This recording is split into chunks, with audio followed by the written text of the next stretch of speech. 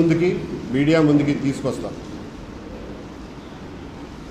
చాలామంది అంటూ ఉంటారు,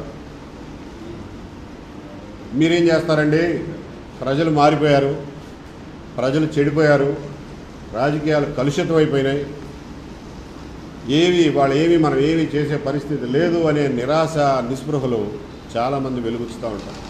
నేను అటువంటి అభిప్రాయంతో తీవ్రంగా వ్యతిరేకిస్తూ ఉంటాను, తీవ్రంగా విభేదిస్తా.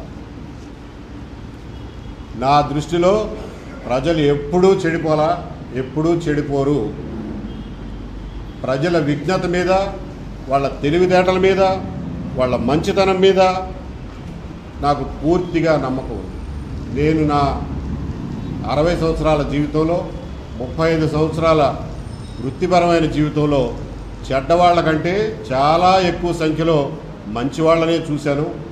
కాబట్టి ప్రజల మంచితనం మీద, ప్రజల విజ్ఞత మీద నా నమ్మకం ఎప్పటికీ సడలదు.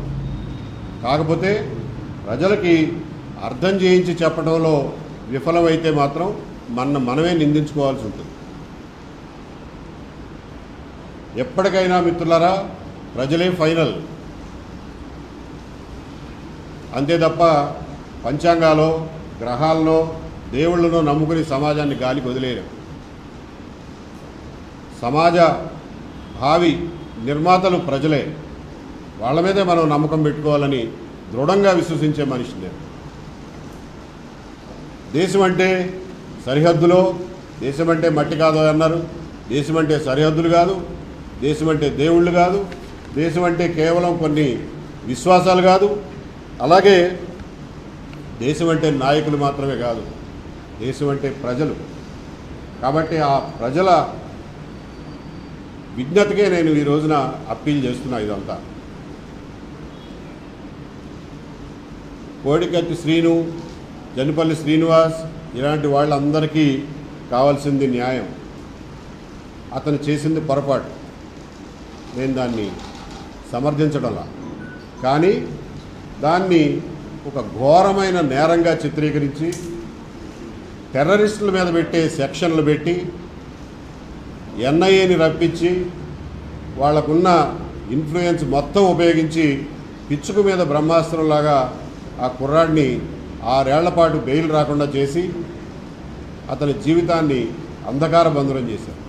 అతను చేసిన పొరపాటుకి పడాల్సిన శిక్ష కంటే ఇప్పటికే కనీసం 3 రెట్లు 4 రెట్లు జైలు జీవితం అనుభవించాడు. ఇలాంటి వాళ్ళకి నా అనుభవంతో నాకు చేతనైన సహాయం చేసి వాళ్ళని నిలబెట్టడానికి ప్రయత్నం చేస్తానని చెప్పి తెలియజేస్తున్నాను.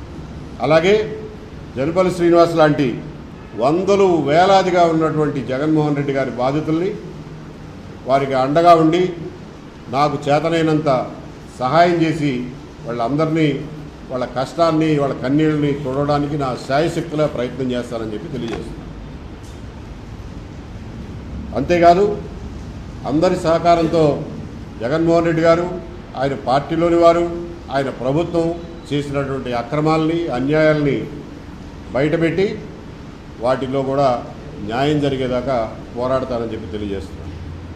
ఇప్పటికే బయటపడినటువంటి అక్రమాల కేసులు ఒక కొలిక్కి వచ్చేదాకా వెంటబడాల్సినటువంటి అవసరం ఉంది. దానికి ప్రజలందరూ కూడా గమనిస్తూ ఉండాలి, సహకరిస్తూ ముందుకు పోవాలని చెప్పి అందరినీ కోరుతున్నాను.